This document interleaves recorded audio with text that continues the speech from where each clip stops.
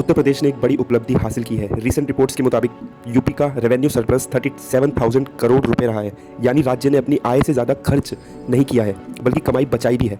UP अकेला नहीं है, मध्य प्रदेश भी रेवेन्यू सरप्लस में आते हैं। कुल मिलाकर देश के 16 राज्य इस वक्त रेवेन्यू सरप्लस में एग्जिस्ट कर रहे हैं, लेकिन सबसे ऊपर उनमें उत्तर प्रदेश आए। अगर हम टॉप राज्यों की बात करें, यूपी पहले नंबर पर, फिर गुजरात, देन उड़ीसा, झारखंड और कर्नाटक आते हैं। वहीं दूसरी तरफ कुछ बड़े राज्य जैसे कि आंध्र प्रदेश, तमिलनाडु और पंजाब भारी घाटे में हैं। ये नतीजे साफ दिखाते हैं कि उत्तर प्रदेश अब तेजी से आगे बढ़ रहा है। कभी जिसे पिछड़ा कहा जाता था, वही आज देश की अर्थव्यवस्था को मजबूती दे रहा है। उत्तर प्रदेश वाकई अब भारत का ग्रोथ इंजन बनकर उभर के आ रहा है।